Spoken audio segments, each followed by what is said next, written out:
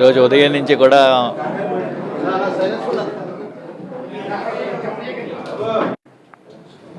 ముందుగా అందరికీ కూడా రాష్ట్ర ప్రజలందరికీ కూడా నూతన సంవత్సర శుభాకాంక్షలు. నూతన సంవత్సర వేడుకలు అర్ధరాత్రి నుంచి కూడా చాలా ఘనంగా జరుగుతున్నాయి. ముఖ్యంగా మా పార్టీ అధినేత శ్రీ జగన్మోహన్ రెడ్డి గారికి, భారతి గారికి ప్రత్యేక శుభాకాంక్షలు. ఆ దేవదేవుడు వాళ్ళిద్దరినీ కూడా మంచి ఆయుష్, ఆరోగ్యం, ఆనందం, ఆహ్లాదం కలిగించాలని చెప్పి ప్రార్థిస్తూ మా వైఎస్ఆర్ పార్టీ కుటుంబ సభ్యులందరికీ కూడా పేరు పేరున కూడా నూతన సంవత్సర శుభాకాంక్షలు తెలియజేస్తున్నాను. ఈరోజు ఉదయం పార్టీ కార్యాలయంలో అభిమానులందరినీ కూడా కలుసుకున్నాం. కార్యకర్తలందరూ కూడా వచ్చారు. కేక్ కటింగ్ అది జరిగింది. చక్కగా అందరూ కూడా ఉత్సాహంగా ఉన్నారు.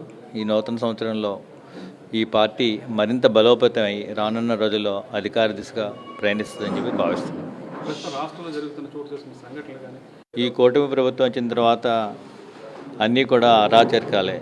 మళ్ళీ మేము సనాతన ధర్మాన్ని కాపాడుతాం, మేము పెద్దలం అని ఏదో వేషాలు వేసుకుని, సినిమా వేషాలు, పగట వేషాలు వేసుకుని చేస్తున్నారు. కానీ అసలు వారి వారి పరిపాలన జరుగుతున్నంత కూడా ఈ హిందూ ధర్మ పరిరక్షణ ఏమాత్రం జరగట్లేదు.